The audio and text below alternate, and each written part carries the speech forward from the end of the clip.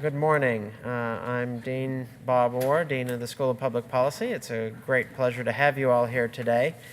You are in for a treat today. While I am going to leave to Professor Dessler to welcome and introduce our guest today, I can't help but say a few things because I have worked with her over many years in the UN system, and I think we have here today not only a great thinker in international affairs and international policy, but a great leader. Irina Bokova has a wonderful public policy CV for all the students here today. You want to figure out how to craft a career. Don't try to follow her lead, because that's impossible, but do take a look at how one thinks strategically about work in international affairs. I just wanted to give you one anecdote about who you're hearing from today. Irina runs a tremendously important UN organization, UNESCO. Most people think of that as the cultural heritage organization, maintaining cultural heritage sites around the world. UNESCO also has important roles in science and technology, and she has been a leader in making sure that science and technology find their way into policy making at the international level. But what I know Irina best for is leading an organization through intense political waters. And this is not something that I say lightly. I've seen the politics around the UN writ large, but for very idiosyncratic reasons, the joining of the Palestinian delegation to become members of UNESCO set off a reaction in the United States and other countries that put UNESCO, quite unfairly I would say, in the center of global politics in a negative way. To be able to not only maintain the organization through this political firestorm, but to grow the organization and to continue to deliver high-quality services in spite of that political backdrop takes a real leader. So we are going to be hearing from a real leader today. So publicly, Irina, I just want to pay tribute that you have done an incredible job of leading your organization through a very hard time. But I want to leave the introduction of you to Professor Dessler.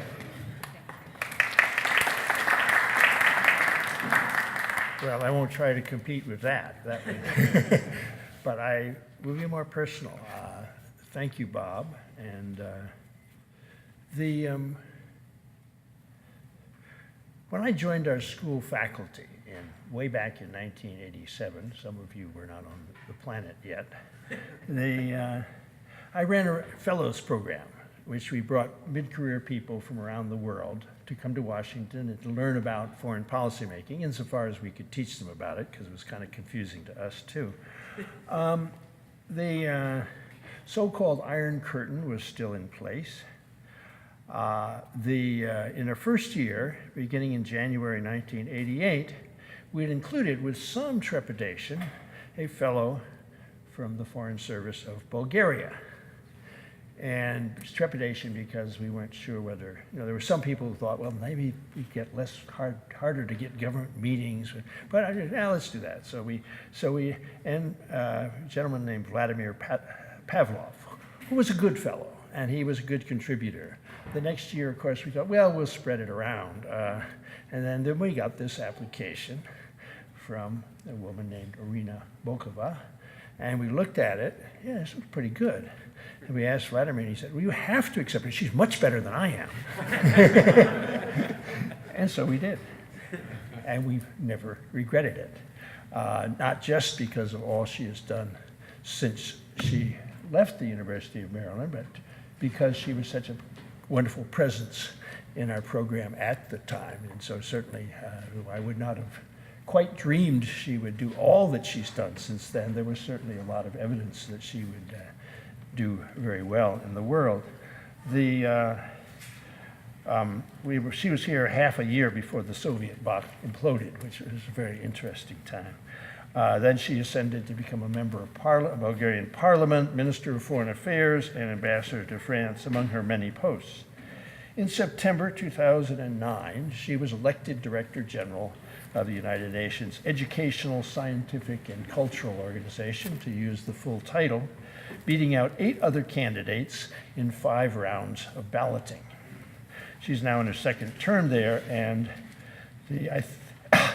she was just nominated this week by her government to be a candidate for Secretary General of the United Nations, succeeding Ban Ki-moon.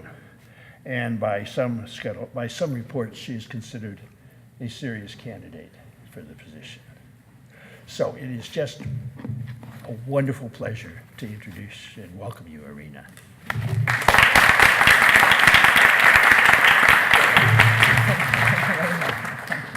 Wonderful. Thank you very much, first of all, Meg, for this so wonderful presentation, and of course to the Dean Orr, dear Bob, equally.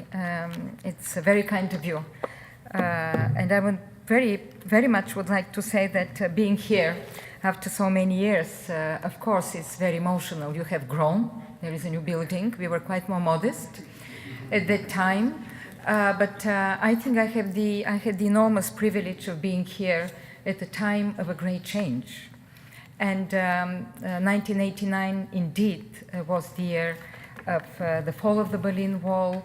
We knew that change was coming. We didn't know how exactly it will come. But spending here these 8-9 months were not only, I would say, an eye-opener, but it was also an extremely and very gratifying experience of listening to the modalities, to the future of how we can reunite the world, because it was the Cold War, how we can bring peace, prosperity. And I would say that from the contemporary perspective, with all the new challenges that we have nowadays in terms of conflict, of rising extremism, of intolerance, I think this time, at least in my mind, is one of the most romantic years of our democracy building and our quest for freedom and for a different state of affairs in the world, and of course for peace. And the other extremely interesting also experience, you mentioned, Tamek, our program was called the Foreign Policy Decision-Making Process in the United States. And I was running around town the first time I understood how complicated and complex it is. And whenever I went to make interviews or to meet people, I made friends with Madeleine Albright at that time, a professor at Georgetown, and some others. And they were asking me, what kind of a fellow are you? And I mentioned the program, and they said, wow, if you find out what the decision-making process, foreign policy of the United States is, please come and tell us. Because this is something really good. Can we enroll in this program? I said, no, sorry, it is just for us, for foreigners. So still I remember vividly all the interesting discussions and debates, and I would like to thank Meg once again. It was just an amazing, fascinating experience, and I think it helped me also being in the current position, because I understood a lot about the world, I understood a lot about the US, and I think US being a key partner also now of UNESCO is helping to understand what the process is very important. I'm sorry, I'm trying to lower it. Yeah, that's fine. Thank you. I'm looking at my notes because my colleagues, we have prepared some slides so that because I will be speaking about extremism, I will be speaking about protection of heritage and UNESCO's response, so I would try to follow in order to match what you will see here and what I will be saying. Let me just mention that the mission statement, I was looking once again at the mission statement of the University of Maryland, is to advance knowledge in areas of importance to the states, the nation, and the world. And changing also the name of public policy is very important, because I do believe that public policy continues to be important, that governance is very important, because I also believe that we need such institutions of higher learning that can prepare young people in order to take up further the governance of the world, be it in government, being in private sector, in the civil society. But I believe that bridging learning with society is something of prime importance today. UNESCO has been created 70 years ago. In fact, the United Nations celebrated also the 70th anniversary, and we celebrated in November, a month later, our 70th anniversary. And if you allow me to once again mention that our organization, which covers a vast area of competencies, we have education, promoting education, learning. We are speaking increasingly not just of education, but about learning. The sciences, the scientific cooperation. We have culture, protection of cultural heritage, promoting culture, diversity, tolerance, new technologies, communication. We have oceans, the Intergovernmental Oceanographic Commission, the science about the oceans. We have the freedom of expression, safety of journalists. It's a vast area, what we call the soft power of the United Nations.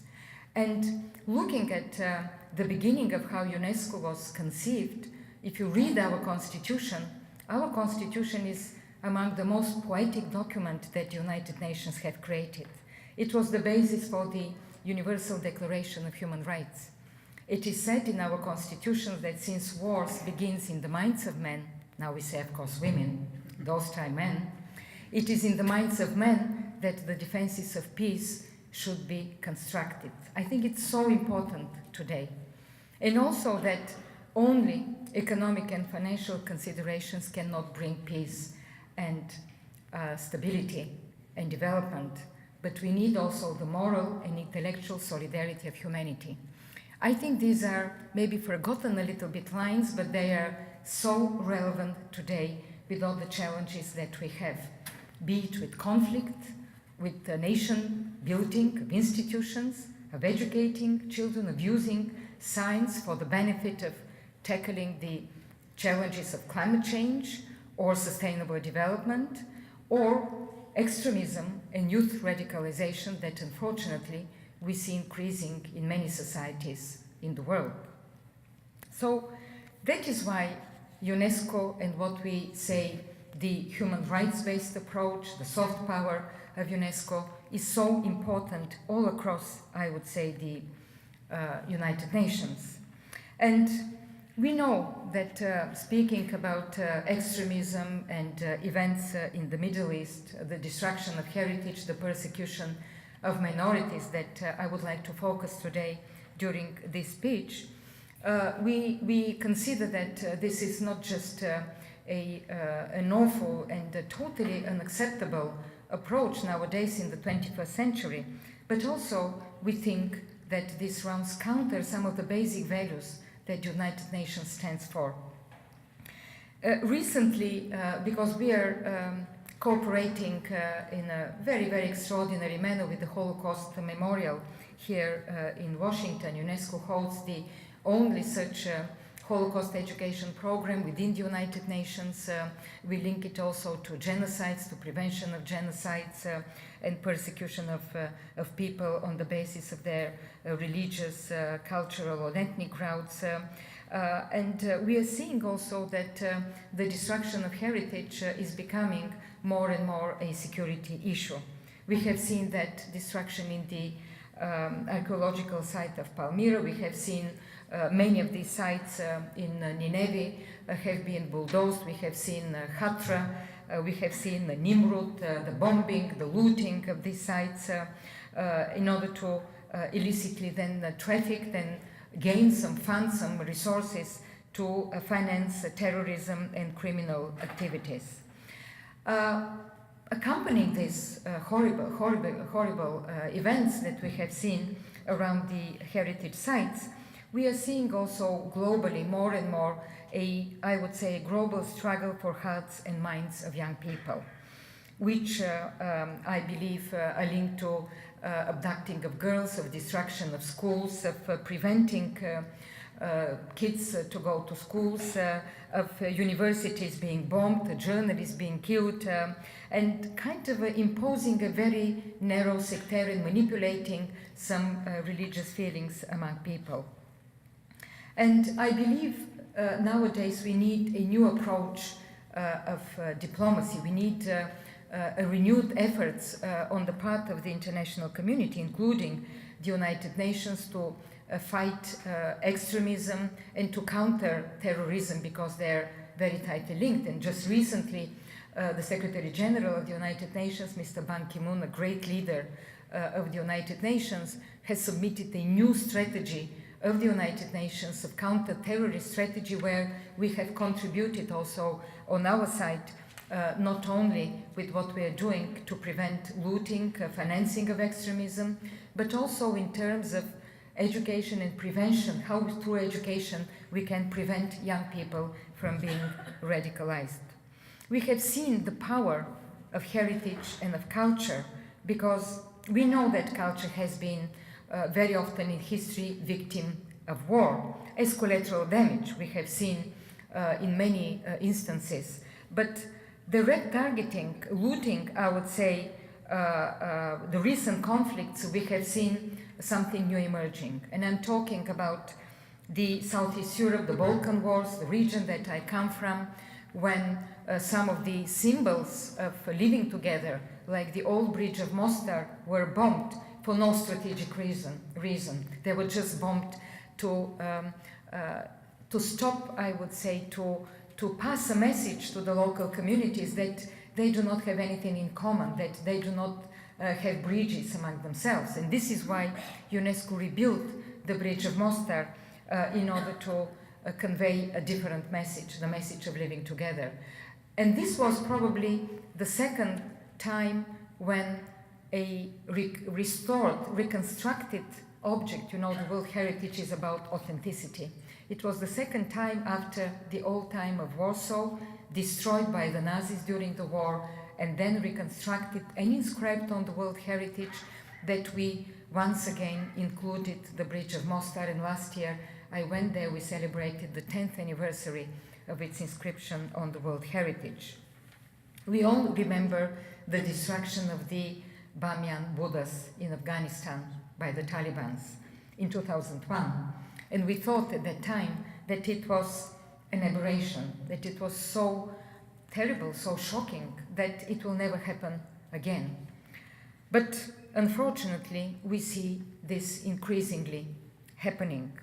And today we see such a scale, such a massive, I would say, destruction of heritage, be it in Mali, with the destruction of the mausoleums in Timbuktu, in the burning of manuscripts, moving to Syria and Iraq. And we have seen something that I cannot call otherwise than cultural cleansing, which has such a proportions. It's a systematic attack against cultural heritage, and at the end of the day, it's an attack against identities of people. It's an attack against the diversity of this region, where Christians and Muslims and Jews and Assyrians and Yazidis have been living for centuries together. We know that Palmyra, this ancient World Heritage site, not only has been occupied, but gradually, systematically is being destroyed by extremists. We have seen also the looting of the museum in Mosul. We have seen the ancient city of Hatra being bulldozed. We have seen destructions in other parts of the world. And let me say that one of the issues that stands in front of us is what can we do, whether we can allow impunity to be accepted by the international community. According to the Rome Statute of the International Criminal Court, this destruction deliberate is a war crime. And we have reached out also to the international prosecutor, Fatou Bensouda, in order, we started with Mali, when our teams worked together in order to identify the possible suspects, who were taking part in this destruction. And last September, we have the first such suspect who has been taken to the International Criminal Court, and I think this is a very important message to these extremists. In Syria, all the 6 World Heritage sites have been damaged by fighting. The Umayyad Mosque in Aleppo, and we are seeing what is happening nowadays in Aleppo and around Aleppo, has been also become a battlefield. In fact, 60%, and I'm afraid to say that now with everything that is happening there, we may see even higher percent of Aleppo has been destroyed. But as I said, not only there, in Libya, we are also seeing destruction of heritage almost every single day. In Yemen, we have seen the destruction of the citadel of Taiz, the old cities of Sana'a and Sada, which have been severely damaged by bombing. The dark side of all this is the illegal excavations across the region, which are taking on industrial scale. By them, they finance extremism, and they're also making the destruction of heritage an integral part of their strategy to sustain terror. I want to say that it has not been always easy for us to advocate for the protection of heritage, when thousands of people, now millions of people, are suffering an enormous humanitarian crisis, and we know the refugee crisis also, the camps, the internally displaced people. But I think nowadays more and more we all understand that we are talking about one and the same tragedy. We are all concerned by the destruction of heritage because in fact it vividly shows what we are facing, what kind of an extremist strategy we are facing. Because we know that this destruction by the extremists, they do not seek only to kill and seize the control of territory. In fact, their strategy is the complete annihilation of the other, is to destroy the diversity, is to delete the history, the memory of humanity. It's also to attack the identities and in fact to make them kind of automatic machines. They do not want the notion of us having shared values, the civilization and order, and I think they want to pass the message that terrorism does not respect borders. And when we say, do we have to choose between people and culture, I think they attack both. We do not have to choose, we have to protect both. We know that one of the most sadistic crimes was when Daesh was killing people in the Roman era columns in Palmyra, where they in fact killed the archaeologist, 85 years old Khaled al-Assad archaeologist that we knew very well, a friend of UNESCO. He accompanied me. I was lucky enough in 2011, before the conflict, to visit Palmyra. He stayed there because he could not imagine leaving this place that he has been studied, preserved, protected, inscribed on the World Heritage List. And he was saying, who will get after me, an 85 years old archaeologist? And they killed him in a kind of a demonstration to show their total disrespect and contempt, not just for human life, but also for culture, something that we stand for. And just a few weeks ago, we have seen another destruction of a monastery, Deir Elia, the Saint Elijah, the oldest monastery in Iraq. And we know that Iraq is also I would say, a place of worship for Christians. I would say the persecution of minorities, and this is very much linked to what I'm talking about. We know that in Iraq there were more than 1.5 million Christians, now there are less than 300. We know that Yazidis have been chased and persecuted, and I think they're practically losing their identity as a specific group. Because when their temples are destroyed, when they're persecuted, when they're displaced, their women and children have been enslaved, they practically stop being Yazidis. And sometimes we ask ourselves why these extremists are attacking culture, why they are destroying this heritage, what is there in these old buildings and monuments that are taking so much of their attention. And I think they're doing that precisely because they fear, somebody recently told me, they fear the power of history and the power of cultures being permeating each other and influencing each other. Because knowing history is a better narrative, counter, I would say, narrative to defeat extremism. And it is the antidote of killing and an act to radicalization. So I believe today, in order to counter violent extremism, to defeat violent extremism, I'm firmly convinced that hard power is not enough. It is necessary, we know, in many of these conflicts, in many of these situations, but we need to win the battle of ideas. And this is the biggest, I would say, challenge that we have nowadays. We need the soft power. We need the soft power of education, of social inclusion. We need the freedom of expression. We need the knowledge about rights and dignities. We need cultural competencies to prevent radicalization. And it is a matter also, I believe, for security in the world. It is also important, and it is not by chance, that President Obama, when he convened last September in the United Nations, the summit on countering violent extremism, I was the only head of agency invited to speak about preventing violent extremism through cultural knowledge and through education, through preventing young people from being radicalized. We know last year we have had a very interesting conference at UNESCO on internet and violent extremism. And we know how good these extremists are in using Twitter accounts, propaganda videos, making most of the new technologies of the mass communications, and we have to counter there as well. The United States have launched a campaign to lead the battle on the internet. We are working with them, and we want to organize a digital platform for young people all over the world. The idea, the logo is think again, turn away.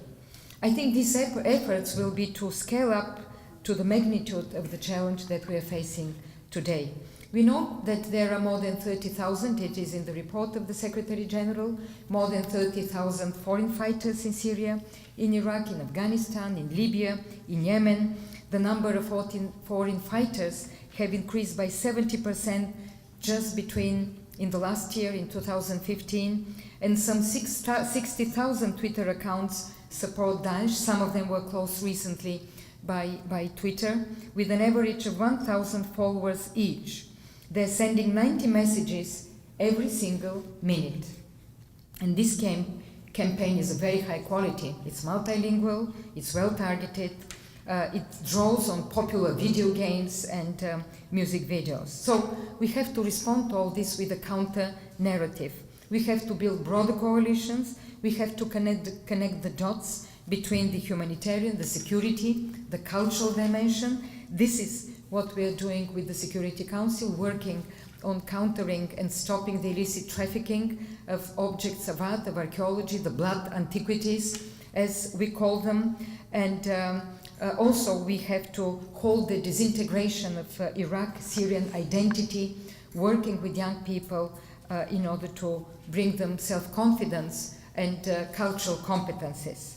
I think in terms of illicit trafficking, stopping the blood antiquities, we have a very solid legal basis. We have created a platform working with Interpol, with United Nations Office of Drugs, of the World Customs Organization, in order to have better information sharing, to build capacities, working with police, with the experts, museums. We have a wonderful cooperation with the Department of State, with the Metropolitan Museum. We are working also with the security teams in order to bring closer, as I said, to put the dots together. We have worked with the International Council of Museums in order to elaborate and to launch red lists. These are lists of objects that are forbidden to be exported and imported from Syria and Iraq. We have worked with the Security Council to impose a ban on cultural trade from Syria, because we know that before this ban, the declared antiquities imported from Syria to the United States, just in a very short span of time, jumped by 134%. We know that these traffickers target many countries. That may be traditional markets, it may be the Middle East, it may be China, new markets. But what is very important is that the understanding about the impact on the further activities of extremists, of the humanitarian disaster, is there. Nowadays we see almost every single day in any part of the world such objects, antiquities being seized. Last year only the United States returned 700 objects recovered during a US Delta Force raid on the Syrian compound of one of these extremist leaders, a senior financial officer of Daesh, and returned them. Also, I would say that the proof between the connection, the connection between the illicit trafficking and the financing of the terrorism is very clear. We have a number of documents, we have satellite images of how these traffic channels are working and how they go back in order to finance these criminal activities. So I think the important work of museum workers, of experts all around the world, different countries. I will be next week in Rome. We will be signing with the foreign minister a new task force for protection of heritage. We want to put together military experts and cultural experts. We are including in many of the peacekeeping operations of the United Nations the mandate to protect heritage. This has happened already in Mali. We are introducing this in the peacekeeping training. The French peacekeepers already had a very special manual that have been textbook that have been elaborated with us why it is important to protect heritage and to share this information. We must booster additionally also this understanding within the key partners of the UNESCO and of the United Nations. I'm speaking about the Organization of Islamic Conference, I'm speaking about the Organization of Arab Cultural Education and Scientific Organization, I'm speaking about the Arab League, and I'm speaking about a number of experts, international networks.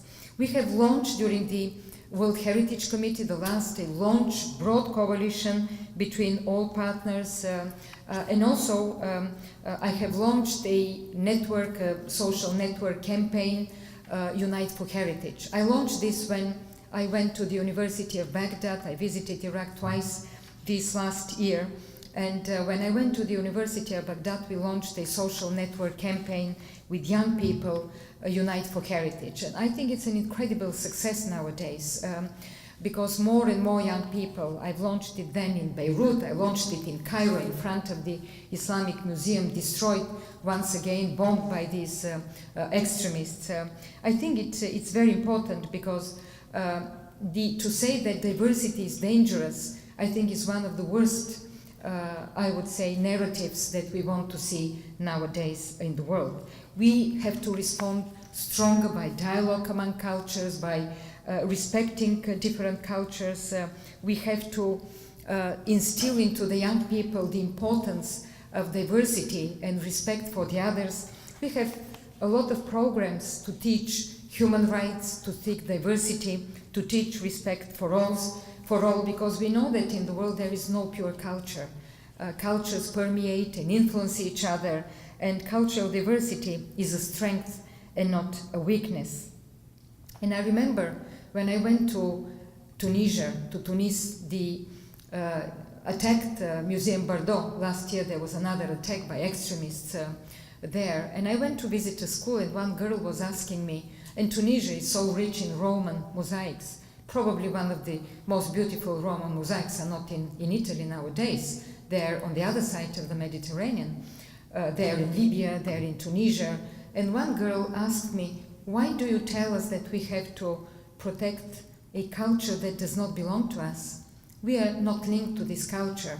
And it was shocking to hear then a young student in the secondary school saying that something that belonged to the country, these layers of culture in the Mediterranean, around the Mediterranean, does not belong to her. So I said, oh gosh, we have really to work very hard in order to pass this important message that history, humanity has been evolving, influencing each other. And I told her, maybe some of your predecessors have built these wonderful mosaics here. It does not mean that a population is going. They have different, I would say, empires coming and going. But this stays, and people also stayed, and these people have been adopting different elements of these cultures. But I think it is so important, it's vital today in this globalized, interconnected world, but so fragmented nowadays with sectarianism that is reigning in so many parts of the world. still to convince young people of this important message. And then when I launched this campaign, I was in Baghdad and I was talking to Prime Minister Abadi of Iraq, and I said, "But Prime Minister, you should know better what to do here so that your young people have a different approach, and so that your young people have participated in this national reconciliation between the different minorities and the Shia-Sunni divide and everything they have." I said, "What should be done? How we can help you?" And he said, "Teach us history. Help us introduce in school history, social sciences, values, human rights, human dignity." He said, "You know that some of our young people do not know even that we have these minorities. They do not know that we come out of this long history of diversity." And I was quite surprised, frankly, to hear that we have to go to some fundamentals, that we have forgotten when we speak about education, that we have really to speak about values. We have to speak about something that is different. And this should define also the quality of education, not just reading, writing, knowing, maths, engineers. It's wonderful, all this. But we have to add the other, so much needed human side of where we come from in order to know where we go to. So I would like to maybe wrap up a little bit this discussion. This is a topic that I'm passionate about, and I may speak for hours, but let me say that I was even citing once at our executive board meeting when we were discussing these issues about extremism and what we have to do in order to work with youth and with young people. And it was just a coincidence that at the same day in New York Times I read what Nicholas Kristof, a famous columnist, was saying, and he said, "Ultimately, the greatest threat to extremism isn't drones firing missiles, but young boys and girls reading books." And then he said, "The biggest threat is a girl going to school." And I think this is a wonderful message if we want really to use the soft power of UNESCO, of the United Nations, in order to change the narrative and to find the right responses of how we tackle this complicated world full of opportunities, with challenges, with conflict, and with extremism. So I will stop here, and I'm ready, of course, to engage in questions.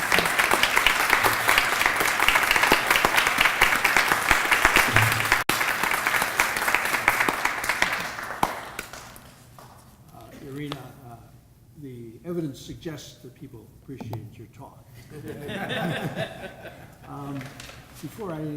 I didn't speak about foreign policy decision making, right? That doesn't mean she doesn't know.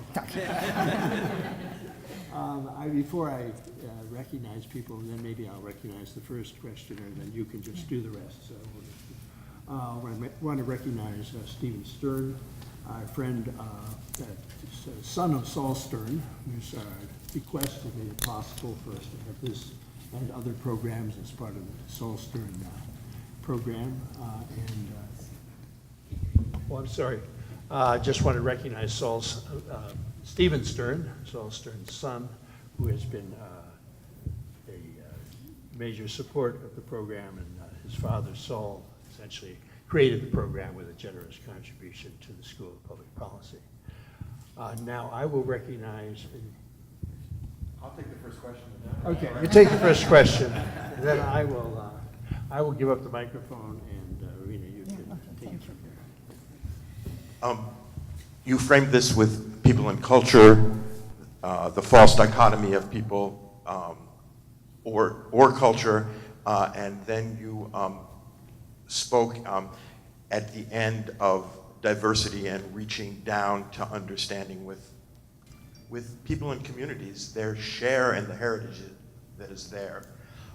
Just a little context. Seeing your slides, I had the privilege of representing a culture and sustainable development initiative at the World Bank in the late 90s to the culture and World Heritage people at UNESCO, and what we were trying to get at was the communities surrounding sites, the communities with their heritage, the impacts, the positive impacts of preserving them and conserving that heritage, coming down to the people who lived with it, among it, and who were its heirs. In the last several weeks here at the University of Maryland, and another cultural effort I've had the privilege of, first in this space, with the Mosaic Theater of Washington, D.C., bringing a play about Rwanda, and then in another space just this Monday, bringing Izzeldin Abu Ayash, the Gaza doctor, and a play about his life, I Shall Not Hate, in which he had lost daughters in a war and reaching across to the other. But the very difficult dilemmas of cultures, diversities, conflict, getting down to the people who are impacted by it. Rwandans and others impacted came out of the audience here and at the theater, the same with Palestinians and others impacted. I was very heartened to hear your discussion at the very end of UNESCO doing these kinds of educational, getting to schools and communities. I'd like to hear more about your challenges and obstacles in getting it down to that community level where people are impacted. And a big part of what we do in exposing these very difficult stories is there are people in the West who have their own issues but really want to find their ways of being involved in trying to better things. Well, I think it's really a very important question because I see from your own experience two things I want to comment. The first is culture and sustainable development. I think it's extremely important. And we have been advocating, strongly working, so that in the new Agenda 2030 for Sustainable Development, adopted by Norway, knows very well this process, that culture be recognized not as an objective, we have never had this, but as we say, an enabler, something that contributes so strongly to sustainable development, because after all we are speaking about human beings, we are speaking about people. And you cannot mobilize people around a goal if you don't have also a respect for their identity. If we have seen in many instances the extraordinary power of culture to reconcile, to rebuild, to socially, to be inclusive, to understand. I think it's an extremely powerful tool. And thanks God, I think we are there. It is recognized in this Agenda 2030, and we have in many of the goals these elements. But to come to cultural heritage and to protection of it, I think it's vital. Our experience indeed shows that it's vital that this heritage is part of the life of local communities. Because it is not just something that we want to have an ivory tower. We have something which is beautiful, but local people do not understand what it is, either because it does not represent and belong to the current religion, culture or something. So we have a very special programs, education programs.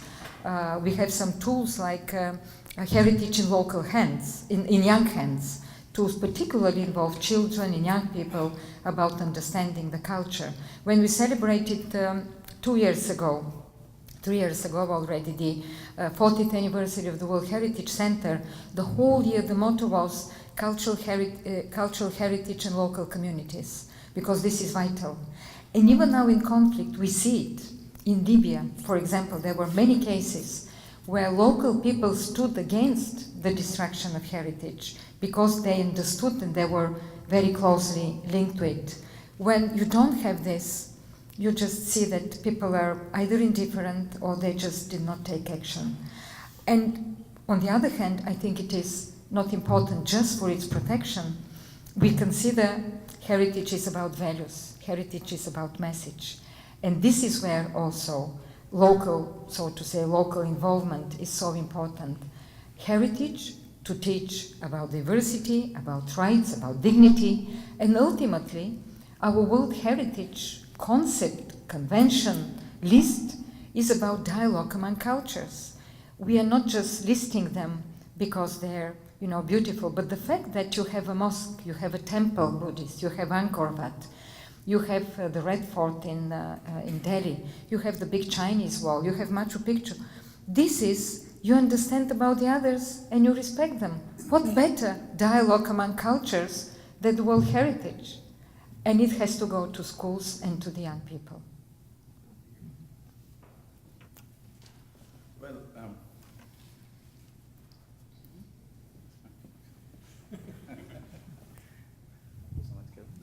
I must compliment you for this great...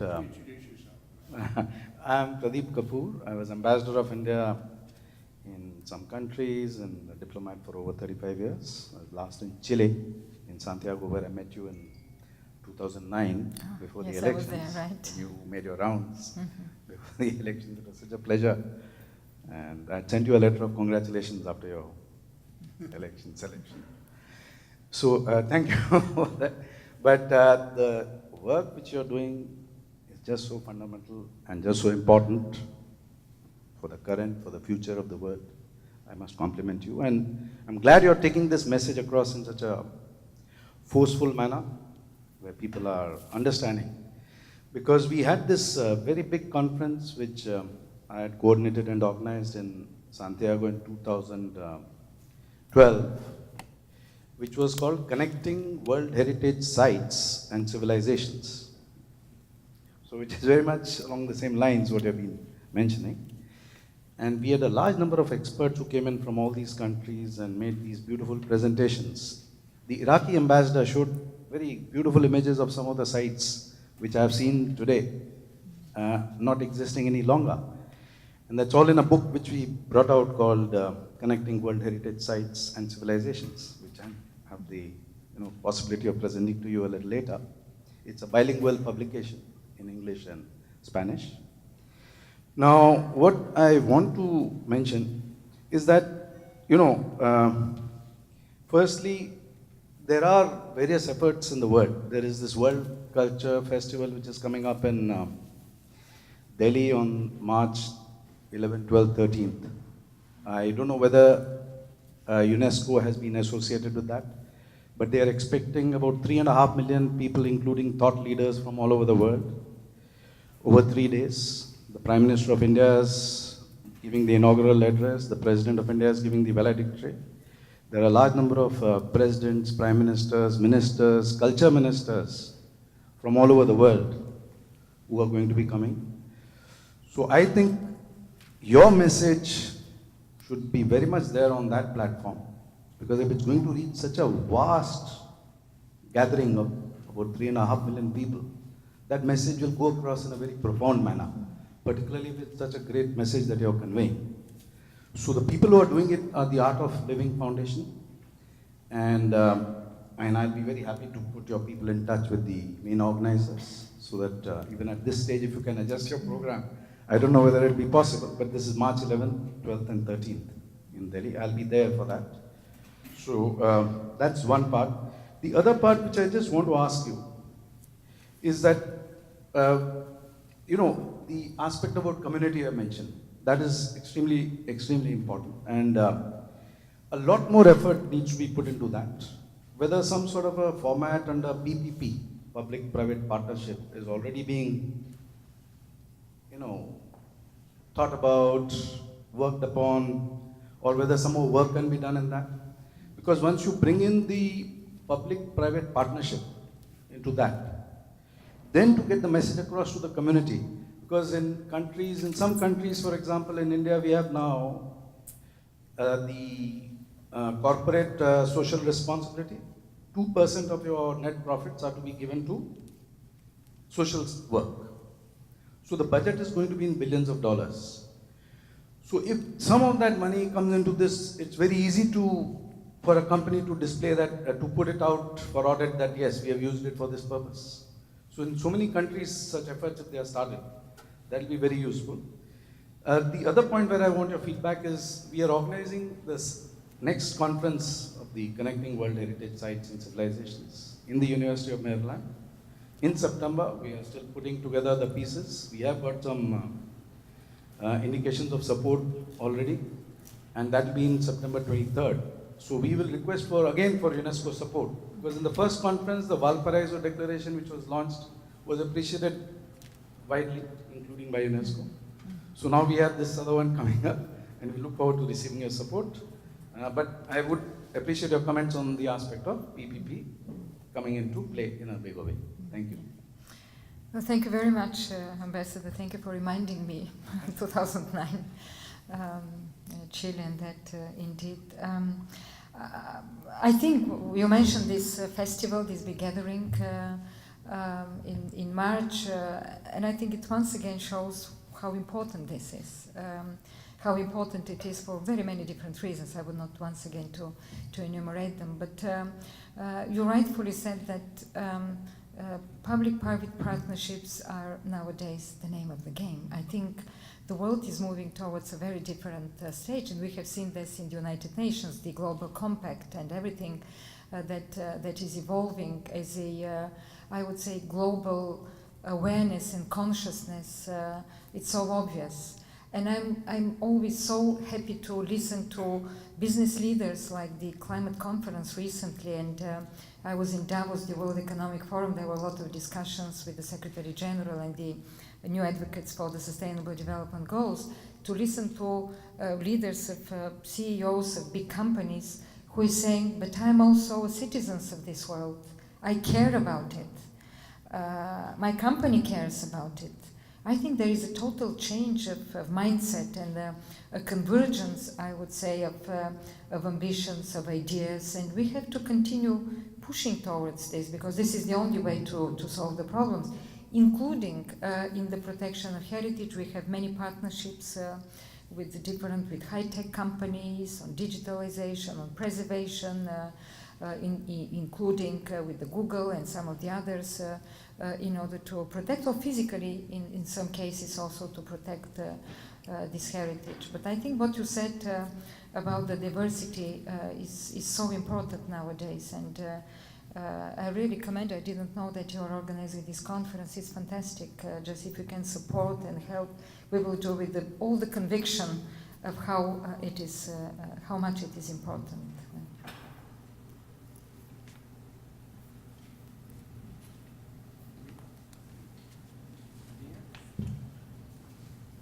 Medea Absal, I'm an assistant professor here at the school. Thank you for your great comments. So I have a question about education and how UNESCO is helping governments sort of see what to do about curricula in terms of increasing diversity, including culture, and tolerance. So many countries in the 20th century, you know, as they embarked on sort of these nation-building experiments, I'm thinking in particular about Pakistan, but this is true for various countries. They sort of marginalized certain ethnicities, marginalized religious minorities, marginalized certain cultures in order to build sort of this kind of national identity. And they used education as a tool, actually, and textbooks as a tool to propagate this kind of uniform national identity that doesn't recognize a lot of diversity. And I wonder, and there's a little bit of recognition across these, in some of these countries, some in Iraq, as you mentioned, more, in other countries perhaps less, and as these countries deal with extremism, perhaps there's more of a recognition that they need to deal with these things. But in countries that are sort of averse to sort of including diversity and tolerance in their education systems, how does UNESCO convince them that this is the way to go, and how do you sort of help them transform curricula and education systems to do that? It's a very interesting question, a big question. As I would say, an underlying way we work with governments, I think, of course, we are very intergovernmental, and we, of course, try to convince government in certain targets, in certain objectives, in certain values. In other cases, we serve as a broad platform of exchange of good practices. In some cases, we have just peer-to-peer. Governments are talking to each other, and they hold each other accountable on what they have been done. In other, we have the normative documents, conventions. But this question, I think, is extremely interesting because it touches on something very fundamental. It touches about what kind of education we want to build in the 21st century. What kind of learning, and the biggest question is what kind of citizens we want to have. The new objective number 4 within this list of 17 Sustainable Development Goals, it's about education, and UNESCO has been the lead agency. We have been working, and once again I would like to say that we have been strongly supported by the Secretary General Ban Ki-moon, because he launched 3 years ago a a initiative, Education First, and he's the first one who put education on the political agenda of the United Nations. It was tremendously important and very, I would say, politically courageous even to do something which is not a hard security issue, it's not something that is, but it was there. And the concept was that we have to have, of course, access of all kids to school, we have to have quality education, but also we have to say what we call education for global citizenship. And this is where all the issues about values, education for sustainable development, how you protect the environment, what you do with climate change. We have very many such projects, and we encourage governments to do more. And then I come to the issue about curricular diversity and tolerance. There is a very big, vibrant debate about that.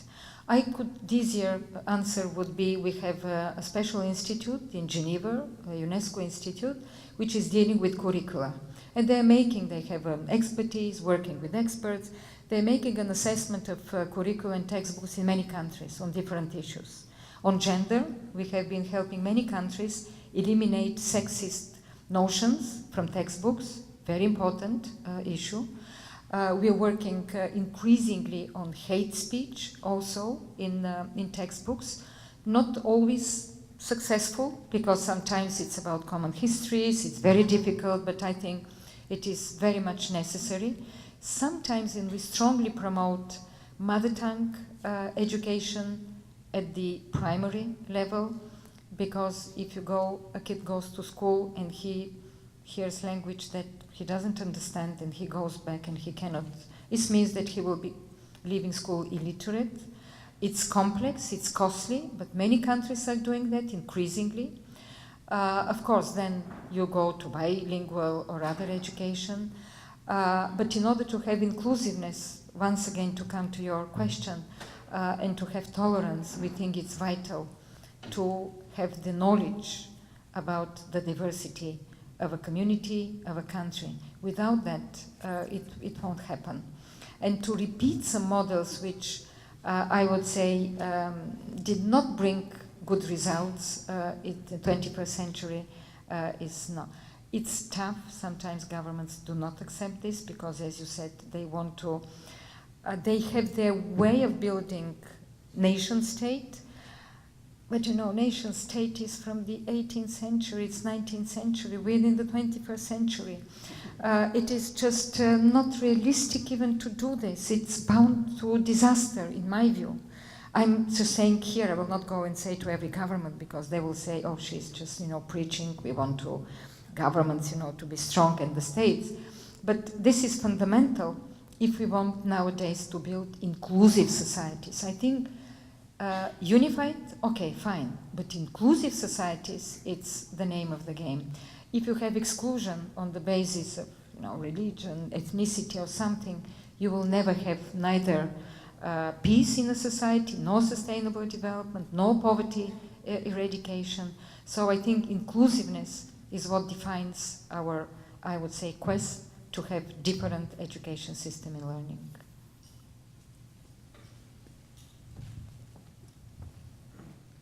Hello, good afternoon, madam. I'm a student here. I'm a Master's of Public Policy, specializing in environmental policy, and also an MS in Conservation Biology. So my question is related to environmental security. Basically, I would like to know that many World Heritage Sites are natural heritage sites, such as parks and reserves, and some are now being threatened, and the biodiversity is being affected. You mentioned the trafficking and trade of cultural heritage sites, and illegal trafficking is also becoming a major environmental security issue. So how do you see UNESCO's role in the future in addressing these issues beyond education, which is an integral part? So thank you. Well, I can only share your concern about the loss of biodiversity, and indeed 1/3 of the list of more than 1,000 sites that we have on the World Heritage List are natural.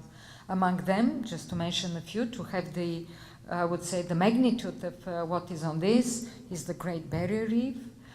It is the big parks in Democratic Republic of Congo, the lungs of Africa and of the world, part of Amazonia, the Central America, and it's difficult to pronounce a name, but you have a site which is in Honolulu around Hawaii, which was declared a subaquatic site. Excuse my ignorance, I can't pronounce the name, it's a bit too complicated, long name. But this is also a World Heritage Site, and it is extremely important to have also, we have the, I would say, the legally binding nature of protecting, but we know that Democratic Republic of Congo themselves, they cannot protect only because there is conflict, there is a war, there is a looting, there is poaching, we know this. I think it is vital in these cases to, once again, to, if it's conflict, to connect the dots between the security dimension and the heritage. We tried in Democratic Republic of Congo just a few months ago. I tried there with the renewing of the mandate of the United Nations to introduce in their mandate also this protection. Unsuccessful. The Security Council did not accept my views. But we are moving. We have to continue doing this. And here, once again, partnerships are key. I think we cannot do alone. There are big institutions, organizations, the International Union of Conservation of Nature, the Wildlife Fund. There are so many partners that we're working. And also here, I think, once again, to take example with the DRC, we have been having programs of re-educating former militants in these groups, fighting there each other, making them as a guards in these parks, making them part of the positive side, I would say, not destroying but protecting. So it's a very difficult but extremely necessary. It's difficult also, just to take another, Great Barrier Reef, because there is a complex I know very well, because we have been working the last year with the government of Australia to make a plan, a long-term 20 years plan to protect the Great Barrier Reef. It's a combination. It's El Nino climate change destroying. It is the agricultural also activity that is throwing some of the chemicals into the sea. It is some construction, enlarging of the ports. It's a combination of measures. But we could convince the government, and now I think we're on a good track to work together. They invest enormous amount of money into protecting it, because it will be a huge loss. Can you imagine if we just lose the Great Barrier Reef? And we need to speak, it's a loss of biodiversity, fishing and everything that is there. We have one more question. Здравейте. My name is Alexandra Dainova. And Some compatriot. We can say something secret. I'm gonna ask my question in English, but I just wanted to say how inspiring you are, and I will be studying international relations in Sweden this coming fall, and I wanted to ask what advice you would have for a young Bulgarian woman that is just starting in this field. I just would like to encourage you to continue your studies. Aim high. I think aiming high, dream, and just whatever you want to achieve, I think it's there. Thank you very much. Yeah.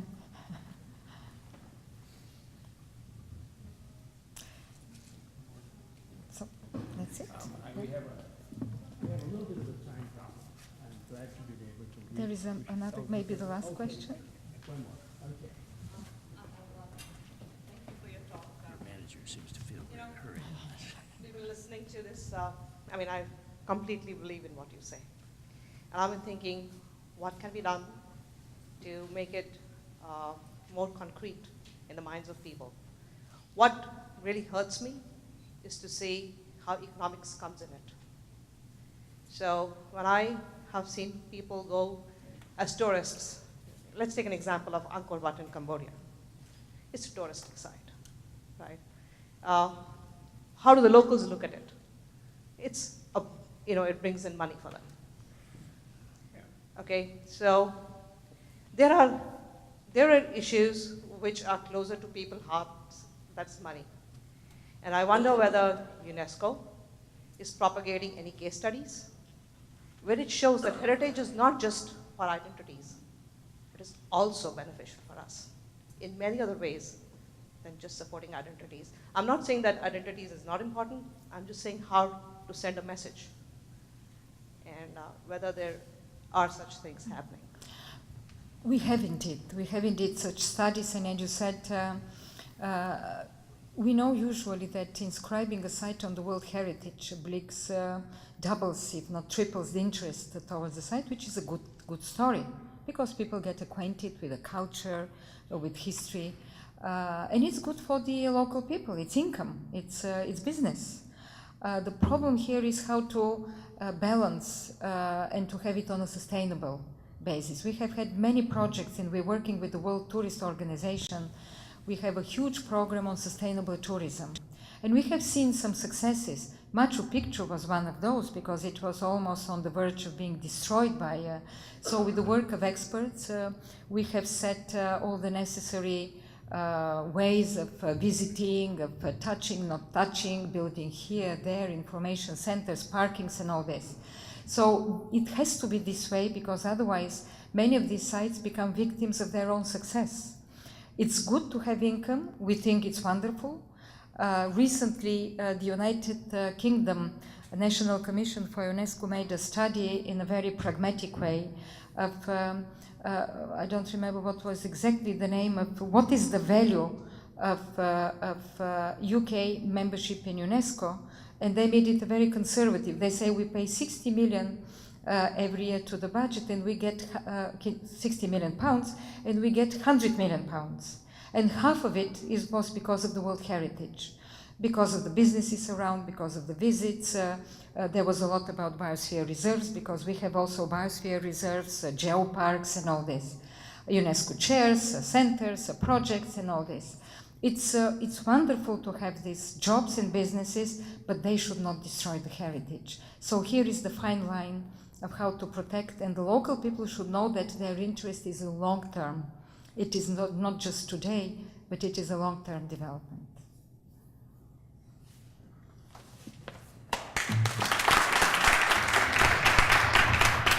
I was going to say, please join me in thanking Irina Bokova, but I see you already have. I don't know how to conclude on, sometimes people say, well, on a scale of 1 to 10, how would you rate this? I'm sort of reaching to 15 or 20. Thank you very much. Thank you, Mark. Thank you.